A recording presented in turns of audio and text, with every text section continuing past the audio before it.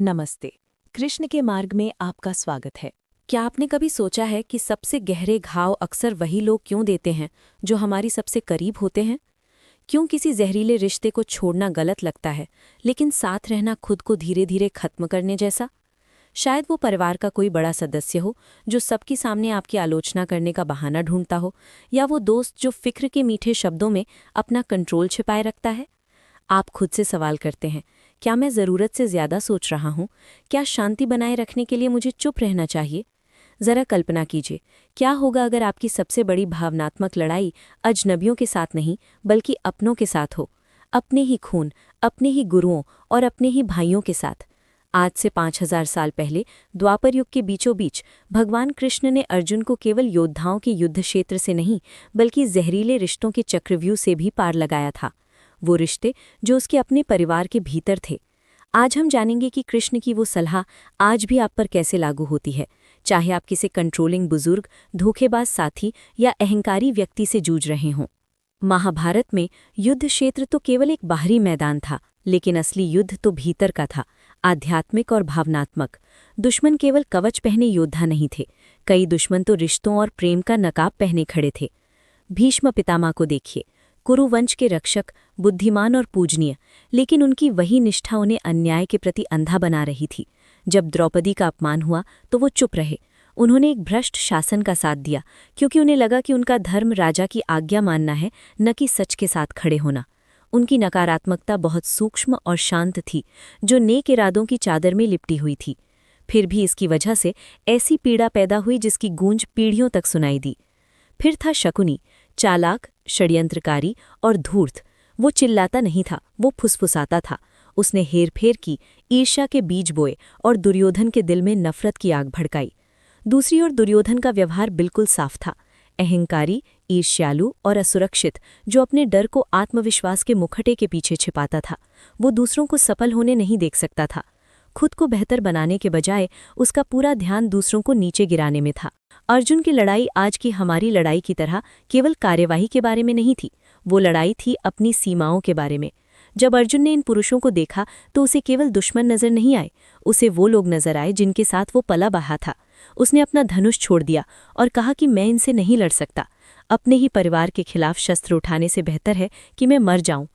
कृष्ण ने अर्जुन को मजबूत बनने के लिए धक्का नहीं दिया, उन्होंने बस उसे हकीकत को वैसा देखने की दृष्टि दी जैसी वो वास्तव में थी। कृष्ण का पहला सबक था पहचानना। उन्होंने अर्जुन को सतही पहचान, मामा, भाई, बुजुर्ग से परे देखने और उनके कार्यों और इरादों को समझने के लिए प्रेरित किया। ये सबक आज हमें बहुत गहराई से चुभता है।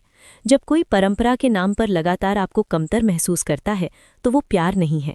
जब कोई कहता है कि उसे आपकी चिंता है, लेकिन उस चिंता से आपको घुटन और डर महसूस होता है, तो वो चिंता नहीं, वो कंट्रोल है। कृष्ण ने अर्जुन से कहा कि रिश्तों के बोझ के तले दबकर जहरीले व्यवहार को जायज़ ठहराना बंद करो, भले ही वो चेहरा कितना भी जाना पहचाना क्यों ना हो। कृष्ण की सबसे गहरी शिक्षाओं में से एक थी अनासक्ति। ये वो ठंडक नहीं है जो आपको दुनिया से काट दे, बल्कि ये वो साहस है जो कहता है कि मेरा आत्मसम्मान आपकी राय पर निर्भर नहीं है। जहरीले रिश्तों में इसका मतलब ये है कि आप गुस्से या बदले की भावना से रिएक्ट नहीं करते, आप स्पष्टता के साथ जवाब देते हैं। आप उनके खेल का हिस्सा नहीं बनते, आप अपनी ज़मीन पर अडिग रहते हैं, और ये आप पूरी शालीनता के साथ करते हैं। चाहे वो परिवार का कोई सदस्य हो जो आपकी पसंद पर सवाल उठाता है, या वो सहकर्मी जो सामने तो तारीफ करता है लेकिन पीछे आपकी छवि खराब करता है। शुरुआत में आप शायद उनके साथ तालमेल बिठाने की कोशिश करेंगे, आप शांति बनाए रखने के लिए अपनी आवाज़ धीमी कर लेते हैं, अपनी सच्चाई को दबा देते हैं और गलती ना होने पर भी माफ़ी मांग लेते हैं। आप खुद से कहते हैं कि ये कोई बड़ी बात नहीं है, लेकिन समय के साथ ये आपको अंदर से खोखला करने लगता है। आप खुद को छोटा और बेचैन महसूस करने लगते हैं। यहीं पर कृष्ण की बुद्धिमत्ता शांति से आपके जीवन में प्रवेश करती है। वो आपको युद्ध शुरू करने के लिए नहीं, बल्कि खुद के पास वापस आने के लिए कहती है। आप बस देखना शुरू करते हैं। आप उन लोगों को सफाई देना बंद करते हैं जो केवल वही सुनना चाहते हैं जो वो सुनना चाहते हैं।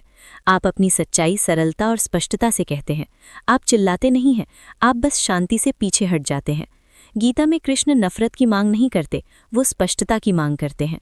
आप बुराई का आईना बनकर बुराई से नहीं बचते, आप उससे ऊपर उठकर बचते हैं। कृष्ण ने जहरीले लोगों से निपटने के प्रैक्टिकल तरीके दिए हैं। पहला, साफ देखिए, रिश्तों के नाम पर लोगों को छूट देना बंद कीजिए, उनके व्यवहार को देखिए। खुद से पूछिए, क्या ये रिश्ता मुझे बढ़ा रहा है या डरा रहा है? क्या मैं इसमें खिल रहा हूँ या सिमट रहा हूँ? दूसरा, अपनी केंद्र में रहिए। किसी के भावनात्मक जाल में ना फंसिए। याद रखिए कि आप कौन हैं। अगर आप स्थिर हैं तो उनका ड्रामा आपको छू भी नहीं सकता। तीसरा, मकसद के साथ कार्य करें। आप उन्हें ठीक करने के लिए यहाँ नहीं हैं, आप अपनी सच्चाई जीने के लिए यहाँ हैं। सीमाएं सजा देने के लिए नहीं, बल्कि खुद की सुरक्षा के लिए तय करें। ना कहना सीखिए बिना हर बात की सफाई दिए। किसी को खुश रखने के लिए आप खुद को दुख की आग में झोंकने के कर्जदार नहीं हैं। कृष्ण ने कभी हिंसा का महिमा मंडन नहीं किया, उन्होंने स्पष्टता का गौरव बढ़ाया। उन्होंने अर्जुन से कहा, तुम उन्हें मार नहीं रहे हो, तुम उस पाप के चक्र को तोड़ रहे हो। हर रिश्ते में एक ऐसा मोड़ आता है जहां आपको पूछना होता है कि क्या यहाँ रुकना मुझे तोड़ रहा है? अगर जवाब हाँ है तो कृष्ण की सलाह सरल है, कदम उठाइए, शांति के साथ, साहस के साथ। कभी कभी दूर चले जाना ही एकमात्र रास्ता होता है। उन्हें सजा देने के लिए नहीं, बल्कि खुद को बचाने के लिए। नफरत से नहीं, बल्कि अपने जीवन, अपने उद्देश्य और अपनी शांति के सम्मान के लिए। कर्म को अपना काम करने दें, आप अपने मार्ग पर ध्यान दें। सबसे कठिन लड़ाइयाँ वही होती हैं जो हम अपने भीतर लड़ते हैं।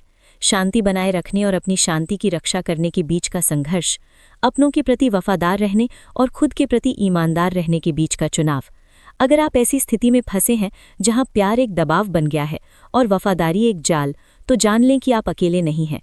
शांति चुनना स्वार्थ नहीं है, क्योंकि असली लड़ाई दूसरों को हराने के बारे में कभी थी ही नहीं, ये खुद को जीतने के बारे में है। सारी लड़ाइयाँ तलवारों से नहीं लड़ी जाती, कभी कभी बस दिखावा बंद करने की हिम्मत जुटाना ही सबसे बड़ी जीत होती है। अगर ये वीडियो आपको सही मार्ग दिखा पाया हो तो और भी ऐसी सनातन धर्म की शिक्षाओं और पौराणिक कथाओं के लिए मेरे चैनल कृष्ण के मार्ग को ज़रूर सब्सक्राइब करें। अपने जीवन के युद्ध क्षेत्र में अर्जुन की तरह अडिग रहें। जय श्री कृष्ण।